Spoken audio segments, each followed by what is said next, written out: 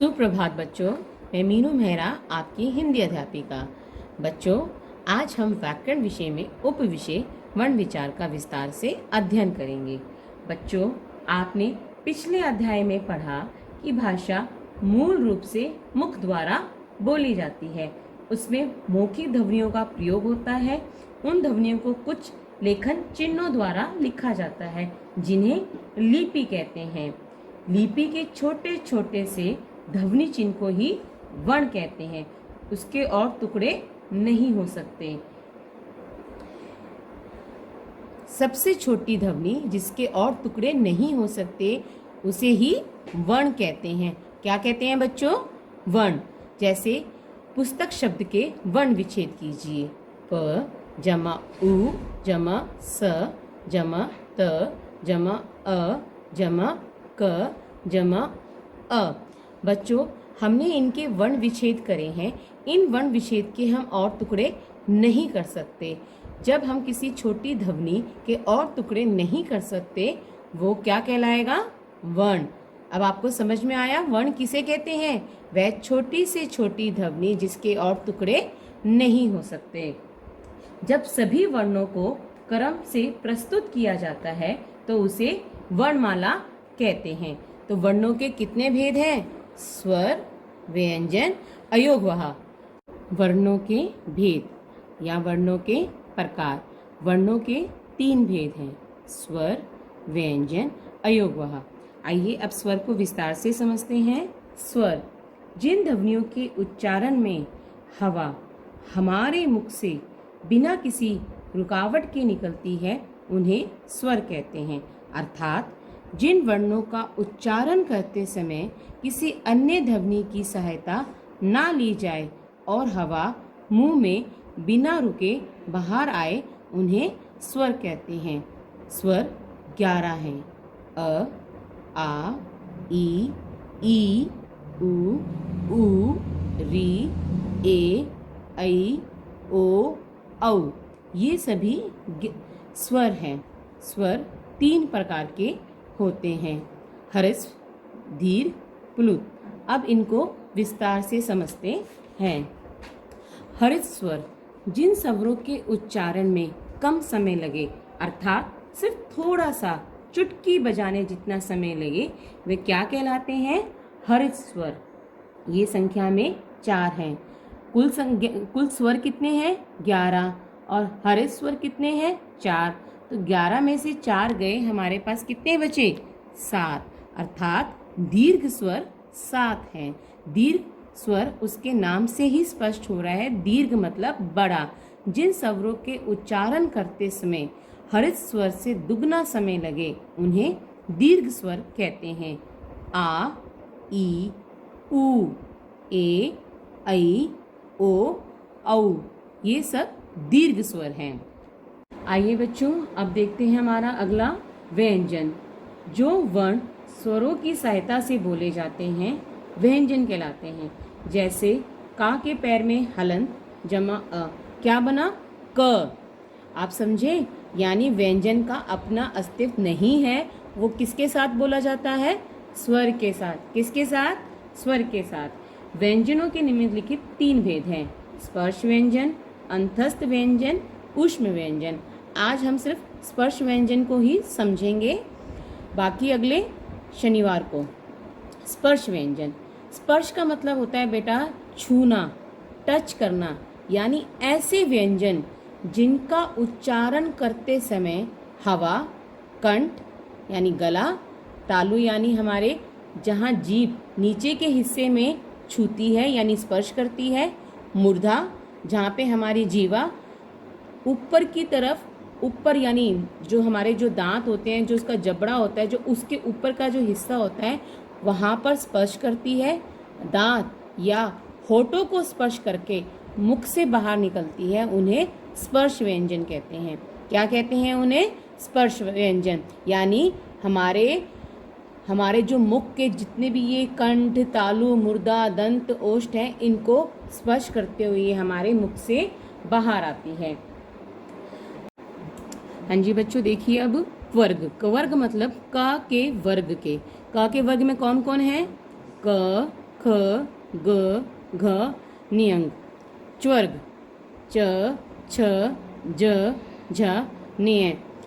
ज आपने देखा होगा बेटा, ज के पैर में हल्का सा एक बिंदु बना हुआ है, इसका मतलब क्या है? ये इसे कहते हैं नुक्ता। इसे क्या कहते हैं? नुक्ता। ट्वर्ग, ट्वर्ग के परिवार में देखिए यानी इसके वर्ग में देखिए, ट ठ ड न अण। त्वर्ग त थ द ध न। पवर्ग प फ ब भ म। यानी कवर्ग, चवर्ग, टवर्ग, त्वर्ग, पवर्ग, ये 5 हैं। इनका पहला वो ले लो, क च ट त प, क्या बन गया? कचट तप। क्या बन गया? कचट तप। अब इनके वो देखिए आप, ये हर वर्ग में 5 और ये खुद भी 5, यानी 5 को जब हम 5 से गुणा करेंगे तो क्या आया? 25। तो यानी स्पर्श व्यंजन कितने हैं? 25। अब देखिए क्वर्ग का उच्चारण यानी क के परिवार के सभी वर्णों का उच्चारण कहाँ से होता है? कंठ से, यानी गले से। कहाँ से होता है बेटा? गले से। और च्वर्ग का उच्चारण, च्वर्ग के सभी वर्णों का उच्चारण कहाँ से होता है? तालु से। तालु का अर्थ मतलब हमारी जीवा जब नीचे वाले दांतों की तरफ, जबड़े की तरफ स्पर्श करती है तो उसे तालु कहते हैं। ट्वर्ग यानी जब हमारी जीवा गोलाकृति में घूम के ऊपर की तरह जब छूती है, स्पर्श करती है, तो उसे क्या कहते हैं? मूर्धा। त्वर्ग, त्वर्ग यानी त, दांत। जब हमारे वर्णों का उच्चारण दांतों से होता है, जैसे त थ द ध न। पवर्ग, जब हम प फ ब भ म बोलते हैं तो इसमें क्या, कहाँ पे स्पर्श होता है? होठों में। तो ये कहाँ पे स्पर्श हो रहे हैं? होठ। आइए अब आगे देखते हैं। सुप्रभात बच्चों। बेटा हमने पिछली वीडियो में स्वर, व्यंजन और व्यंजन में स्पर्श व्यंजन को समझा कि स्पर्श व्यंजन क्या होता है। आइए अब आगे देखते हैं अंतस्थ व्यंजन। अंतस्थ व्यंजन में बेटा 4 व्यंजन होते हैं, य, र, ल, व। अर्थात अंतस्थ व्यंजन उन्हें कहते हैं जिन व्यंजनों का उच्चारण स्वरों और व्यंजनों के मध्य का होता है। मध्य का मतलब बीच का, ना स्वर जितना समय लगे ना व्यंजन, उनके बीच का जो समय होता है उसे कहते हैं अंतस्थ व्यंजन, यानी य, र, ल, व। उष्म व्यंजन, उष्म व्यंजन का मतलब होता है बेटा, उष्म मतलब गरम, ज़्यादा गरम। जब हमें कोई गर्म चीज़ महसूस होती है तो उसे उष्म कहते हैं। और व्यंजन क्या, यानी ऐसे व्यंजन जब हमारे मुख से जब वो वायु निकले तो वो कैसे हमारे मुख से निकलती है और उसमें कैसे ऊष्मा प्राप्त होती है। जिन व्यंजनों का उच्चारण करते समय हवा के रगड़ खाने से मुख में गर्मी, ऊष्मा यानी उष्म उत्पन्न होती है, उन्हें उष्म व्यंजन कहते हैं। मैं आपको बेटा इसमें एक कार्यकलाप करके बताती हूँ। आप अपनी हथेली लीजिए और उसे मुख के आगे रखिए। जब आप बोलेंगे श, स, स, ह, तो आप देखोगे आपकी हथेली के बीच में बिल्कुल गरम गरम महसूस होगा। तो इसीलिए इसको उष्म व्यंजन कहते हैं। लेकिन जब हम यारा लवा का उच्चारण करेंगे तो वो इतना नहीं होता, और उष्म व्यंजन के उच्चारण करने से हमारे हथेली का बीच का हिस्सा गर्म हो जाता है। यही इसकी पहचान है। अब आपको स्पर्श व्यंजन, अंतस्थ व्यंजन और उष्म व्यंजन में अंतर समझ में आ गया। स्पर्श व्यंजन यानी हमारे मुख में स्पर्श करते हुए बाहर आना, अंतस्थ यानी स्वरों और व्यंजनों के मध्य का, उष्म यानी जिससे हमारे मुख से रगड़ खाने से गर्मी उत्पन्न हो। अब देखते हैं इसमें। हाँ जी बच्चों, अब अगला है हमारा संयुक्त व्यंजन। संयुक्त व्यंजन क्या होता है, पहले आप संयुक्त का मतलब समझिए। संयुक्त यानी किसी 2 चीज को जोड़ते हुए, जैसे आप लोग जॉइंट फैमिली सुनते थे, संयुक्त परिवार सुनते थे, ये वही है। ऐसे व्यंजन जो 2 व्यंजन मिलकर बने उसे कहते हैं संयुक्त व्यंजन। अब इसकी परिभाषा क्या है? 2 व्यंजनों के मेल से बने वर्ण संयुक्त व्यंजन कहलाते हैं। संयुक्त व्यंजन क्या है बेटा? 2 व्यंजनों के मेल से बने वर्ण संयुक्त व्यंजन कहलाते हैं। ये भी 4 है, अंतस्थ भी 4 है, उष्म व्यंजन भी 4 है और संयुक्त व्यंजन भी 4 है। और स्पर्श व्यंजन कितने हैं? 25। तो अभी कौन कौन से हैं? अक्ष, त्रय, गै, श्रेय। ये क्या है? संयुक्त व्यंजन। अभी संयुक्त क्यों है? जो श है वो किससे मिलके बना है? क और श से। अब इसके शब्द क्या है? क्षमा, क्षत्रिय, कक्षा। और ज्ञ किससे मिलके बना है? जा और निय, ज्ञान, ज्ञानी, यज्ञ। त्रय किससे मिलके बना है बेटा संयुक्त व्यंजन? त जमा र, त्रय, त्रिभुज, त्रिशूल, त्रिकोण। श जमा र, श्र, श्रम, श्रद्धा, रावण। सुप्रभात बच्चों, उम्मीद है आपको पिछली वीडियो से वर्ण विचार किसे कहते हैं और स्वर के कितने भेद हैं समझ में आ गए होंगे। अब हम अनुस्वार को समझते हैं कि अनुस्वार क्या है। अनुस्वार बेटा जिन ध्वनियों के उच्चारण में हवा सिर्फ नाक से बाहर निकलती है और उच्चारण थोड़ा अधिक जोर से होता है उन्हें अनुस्वार कहते हैं। अर्थात जब हम किसी भी शब्द का उच्चारण करें और वो स्वयं हमारी खाली सिर्फ नाक से निकले, यानी नाक उसकी ज़्यादा मात्रा नाक से निकले, तो उसे अनुस्वार कहते हैं।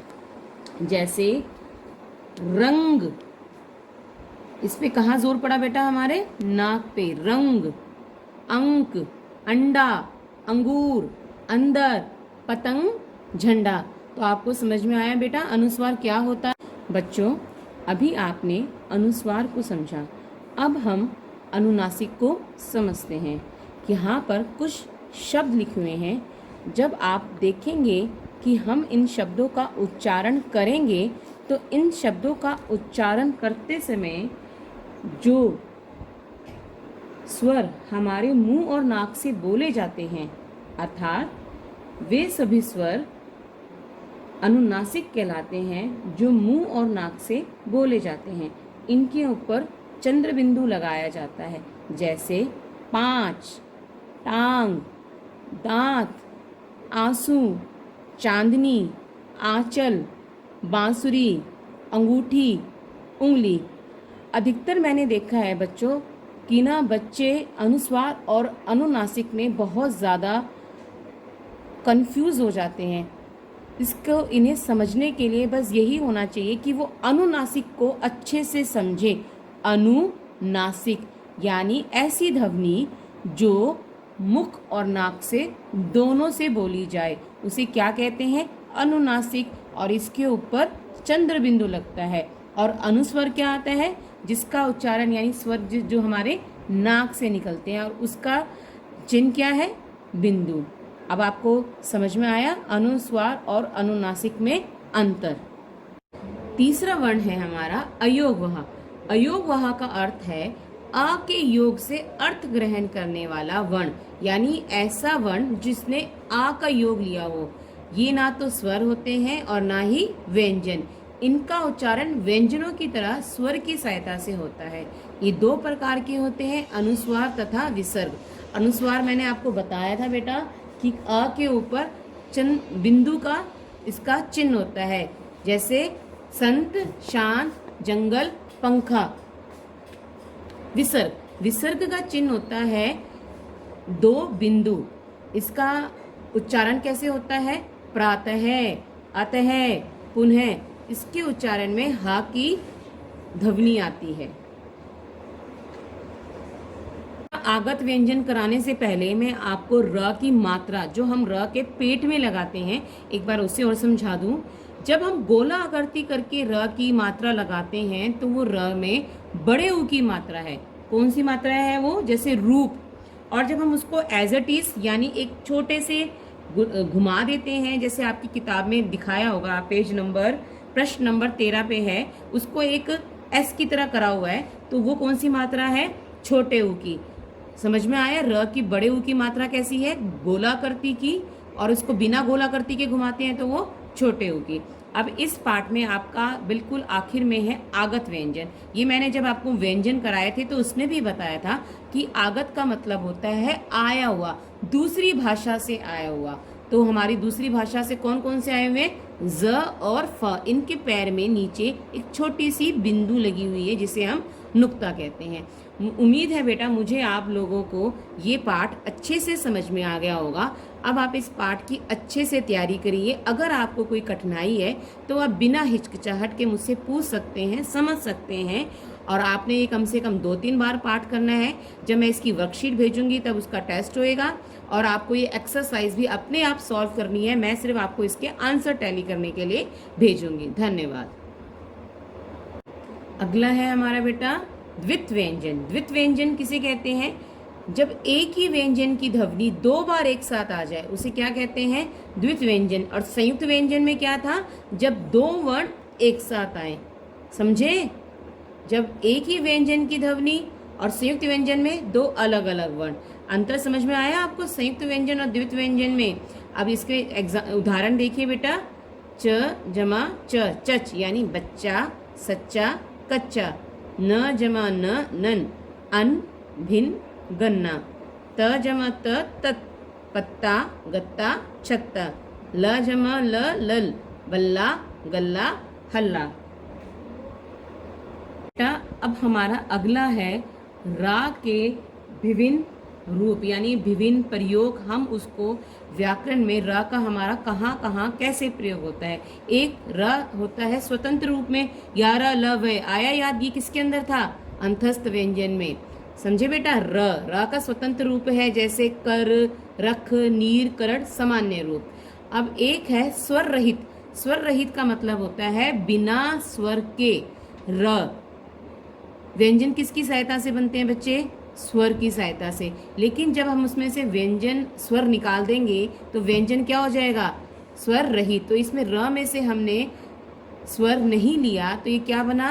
रेफ। कौन सी मात्रा कहलाई ये? रेफ। रेफ का चिन्ह होता है ऊपर की तरफ एक छोटा सा सी की आकृति का चिन्ह। बेटा इसकी सबसे बड़ी पहचान है ये 2 वर्णों के बीच में आता है रेफ और अपने पीछे वाले के कंधे का सहारा लेता है।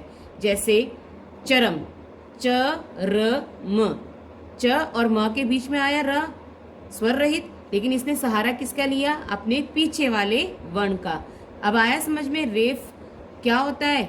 धर्म, धर्म, कर्तव्य, करतव्य, 2 वर्णों के बीच में है और किसका सहारा ले रहा है? अपने पीछे वाले वर्ण का। अब देखिए एक तिरछा रूप है र का, इसे कहते हैं पदेन। पदेन पाई वालों के पैर यानी नीचे लगाया जाता है और ये अपने आगे वाले व्यंजन जो स्वर रहित होता है, आगे वाला व्यंजन स्वर रहित है लेकिन इसमें र स्वर सहित है। अब मैं दोनों में अंतर समझ में आया? रेफ में स्वर नहीं है, पदेन में स्वर है, लेकिन वो पूरा स्वर के साथ है, इसलिए वो आगे वाले व्यंजन जो स्वर रहित है उसको पूरा करता है। जैसे आप उदाहरण पढ़िए, करम। हाँ जी, अब उदाहरण देखिए बेटा। करम, क र पूरा है लेकिन क क्या है? पाई वाला है। र कहाँ चला गया? क के पैर में, क्योंकि काई बिना स्वर के है लेकिन उसके पैर में जाने से र ने का को क्या कर दिया? पूरा। तो क्या बन गया? करम। भरम, ऐसे ही भरम, रा पूरा है लेकिन वो आगे चला गया। भाई भ कौन सा वर्ण है? पाई वाला, तो क्या बन गया? भरम। कद्र, रा पूरा था, द आधा था, उसके पैर में गया तो कैसे बन गया? एक उल्टे वी की आकार की तरह। कैसे बन गया? कद्र। विग्रह है। अब आपको रा का रेफ रूप और पदन रूप समझ में आया बेटा कि क्या अंतर है इन दोनों में, पदेन में और रेफ में? अब पदेन का तिरछा प्रयोग देखो, यानी ये व्यंजन की गोला आकृति जैसे ट, ठ, ड वर्ण के साथ लगता है, ये बिल्कुल पदेन की तरह ही है लेकिन इसमें गोला आकार व्यंजनों के पैर में लगता है। जैसे ट्रक, ट र क, लेकिन रा कहाँ लगा? स्वर रहित व्यंजन यानी ट के साथ गोला आकार आकृति।